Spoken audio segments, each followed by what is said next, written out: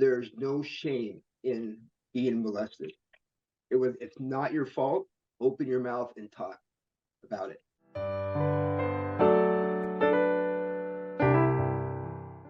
Hi, everyone. I'm Jamise Grace. Welcome to Hearts. And I'm Terrence Hardge. Thank you for joining us. Our guest today is an independent contractor born and raised in California and lives here now, but lived in Montana for 15 years. He has an adult daughter and 4-year-old granddaughter. Welcome, Jeff Moller. Hi, thank you, Terrence, for inviting me. A pleasure to be on your show. Appreciate it. We appreciate you coming to share your story today. My first novel, Innocent Guilt, is about a man who heals from trauma perpetuated by another man. Can we talk about your childhood trauma? Yeah, we could actually. That's actually that trauma that we're going to talk about right now is what started this whole ball rolling. And I was probably about 8 years old. Me and my cousin used to stay over at my grandmother's house all the time. And right around the time where he and I started staying there, he started to molest me. And that carried on to about age 12 when my grandmother finally caught him. Hmm. How Uh, old were you when that started, Jeff? I was roughly about 8 years old. My goodness. Yes, and when my grandmother caught him, she didn't say anything. Her comment, I recall, was "boys will be boys," and it was kind of brushed underneath the rug as like a dirty family secret. Wow. Man, how did you deal with that? But it's really weird. When I was 8 years old, I really didn't have any idea that there was anything wrong with that. I was 8 years old. I had no idea, but something just didn't feel right about it. And honestly, through my teenage years, because of that, what happened, I always wondered, am I gay or am I straight? Because what happened to me as a man to a boy, and it just really confused me sexually, confused me emotionally, confused me mentally. How I dealt with it was all this stuff going through my head, and I found if I smoked a little bit of weed and drank a little alcohol, that those voices kind of quieted down, and I was able to deal with life. Wow. I think it takes so much courage for you to share this. A lot of people suffer trauma, and a lot of people, like you said, sweep things under the rug. And there are a lot of people that deal with their trauma by turning to substances to numb it. How did this affect you throughout your life? Well, as I stated, I started smoking a little weed, started drinking a little bit. This was in about 13 or 14 when I was still in junior high. And I went to school, Village Christian Schools. My behavior got kind of erratic. My behavior wasn't that of the norm. So in ninth grade, Village Christian School decided that I didn't need to go there anymore. And they removed me from the school, and started going to a public school. And LAUSD, Los Angeles Unified School District, for someone that was experimenting with alcohol and drugs, it was a prime location for me to be in. Was the molestation something that family ever started to take seriously? I would say when I lived in Montana, my parents came up to visit me, and that's when I told them what happened. And I guess How old it were was you at that time, Jeff, if you don't mind oh, me I asking? yeah, I was probably about 35, So maybe you around carried there. that for a long time. Yeah, I heard that for a long time. I got into a lot of drugs and alcohol with my girlfriend at the time. We got into a lot of the occult stuff, tarot card reading, astral projection, things like that. I want to go back a little bit. I'm sorry Mhm. to cut you off, but I have a question. When your grandmother found out, did the molestation stop? And then the second part of that question is, how did it change the family dynamic with you knowing that your grandmother knew? Okay, here's the whole weird part to this. Yes, my parents, they didn't find out about the molestation, but they caught him teaching my other brother how to masturbate in a really peculiar way. So my dad had a talk with my cousin about that situation, and then it stopped after that. So was that after you turned 12 years old, Jeff? Yes, yes, that was probably right around that age. That's about when it stopped. And it didn't really change the family dynamics that much because my parents, as growing up, didn't know the whole story. And I kind of kept that to myself. It's embarrassing. It's embarrassing to admit that what a one man was doing to me. It's not something you want to talk about at that age when you're confused sexually anyway. How did it So manifest over the years in terms of relationships? And did you at a certain point realize that you liked women, or how did that manifest with you, Jeff? yeah, I was always attracted to women. I questioned it a little, not that much, because I always was attracted to women. And so I knew going into high school and stuff, that wasn't going to be the case, that I wasn't gay. But it did have a big effect in my relationships. I'm going on my third marriage right now. It created a lot of sexual problems for me. My first two marriages ended because of drug and alcohol addiction. Jeff, may I ask what type of drugs you turned to? Alcohol was always there. Alcohol was there through my whole entire 30 years of drinking and using. In the 80s, of course, anybody that knows the 80s, it was cocaine. And then it turned to smoking cocaine, free base or crack cocaine. And then after I discovered methamphetamines, I gave up the cocaine and went to methamphetamines for a while. At the time I was using the methamphetamines is when my first wife got pregnant with my daughter. And that's when we moved up to Montana to get away from everything that we were in down here. Because I was selling meth, I was selling cocaine, I was doing everything I could to support my habit and not work. We moved to Montana when she was pregnant to get away from the drug scene. And that's that. In Montana, I still drank and smoked weed. Yeah, I just stopped doing I'm sorry, go on. Sorry, I was just going to ask, when you started dabbling in drugs, were you aware that it was to cover up or try to deal with the feelings you were having from the trauma? Not a clue. Not a clue. No, a lot of this all came to fruition during my treatment, my counseling, right, and stuff like that. When I got down to the causes and conditions, it was very obvious why I was there. And there's more to my story coming up about my second marriage, of how that affected my second marriage even more than my first marriage. My wife at the time was into the drugs and the alcohol and the weed with me. My second wife, not so much. And with the second wife is where some of the trauma started to come out. Is that right? I kind of always knew about it in the back of my head. I just never really gave it much thought. My ex-wife found out about it because a lot of times in my drunken blackouts, what she told me is I would blame everything on that. You would drink too. Wow. You would be this way too if you were molested as a child. Now, I don't remember saying any of that stuff. She told me I did in a blackout. So that's when my true emotions were coming out. And I was really, I guess in my drunken blackout, I was really bothered by it. Right. Not being in a drunken blackout, I didn't give it much thought. That definitely shows that you were carrying a whole lot.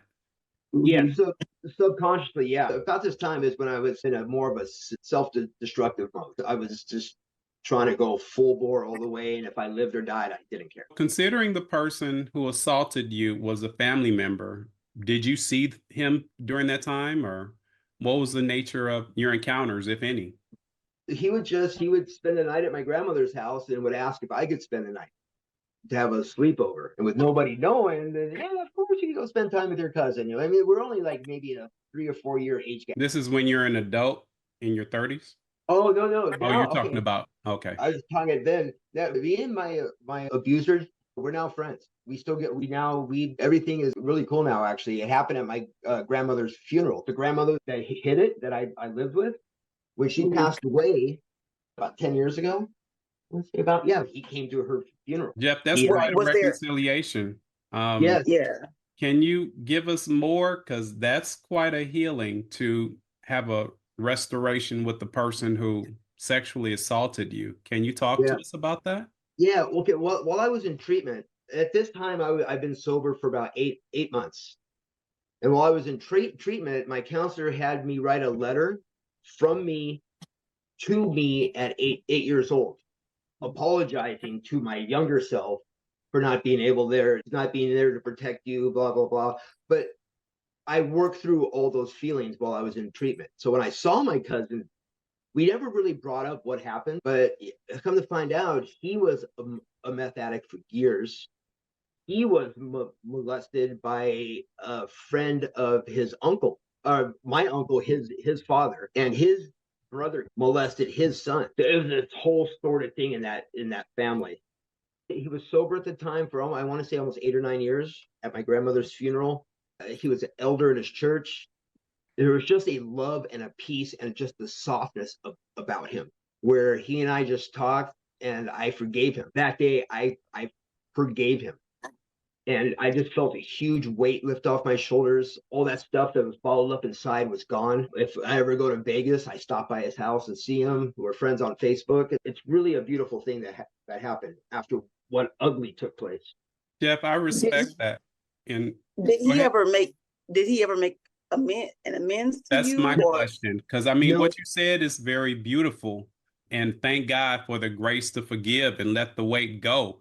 But that's something major to never talk about. You never it discussed was it.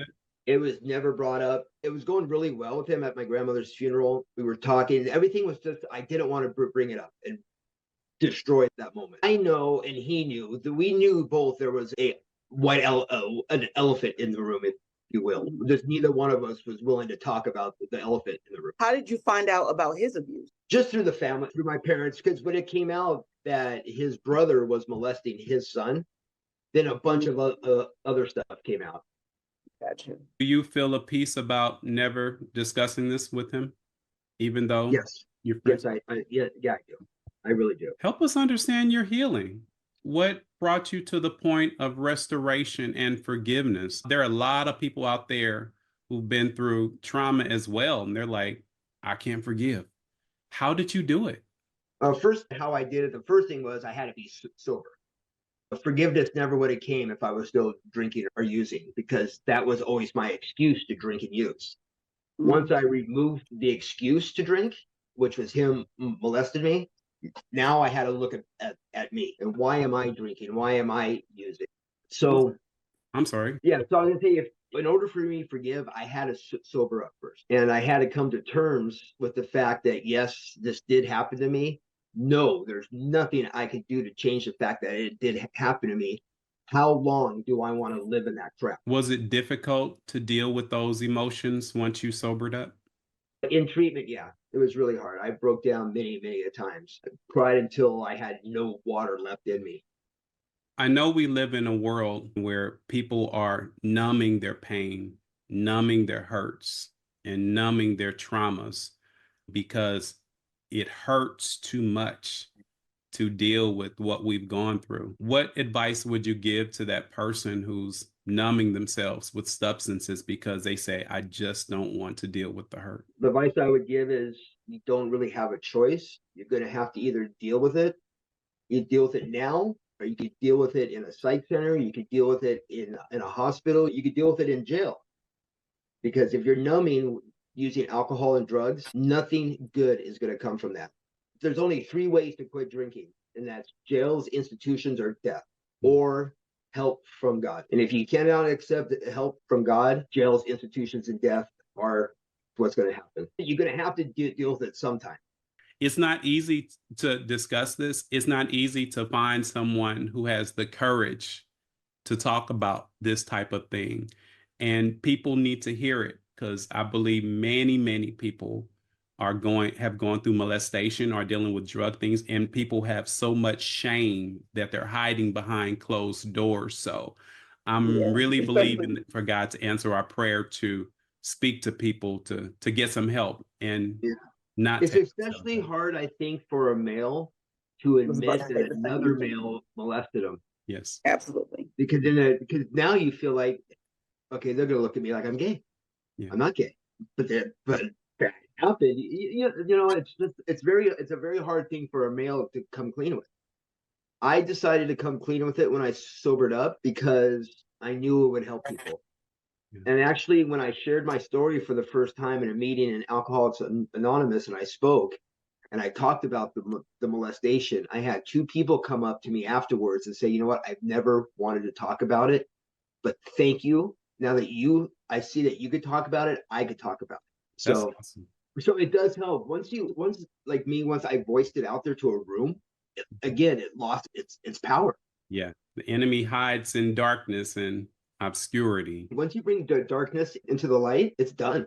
I have a question. So Sure. going back to the cousin who molested you, I know you said you were okay with not having that conversation, but what if it's part of his healing journey and he decides he wants to have that conversation? Would you be open to it then? Yeah, I would. As part of the recovery process, is make direct amends to such people whenever possible, except when to do so would injure them or others.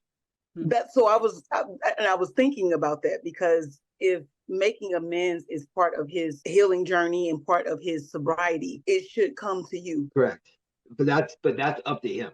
That's Yeah, absolutely. That's why, yeah. but I just I want to know Yes, but if he said he wanted to talk to me about it, I would be more than open and listen to him. okay. I'm sure he dealt with it with his sponsor and dealt with it in his way at his church, you know. And it says in AA, you know, except when to do so would injure them.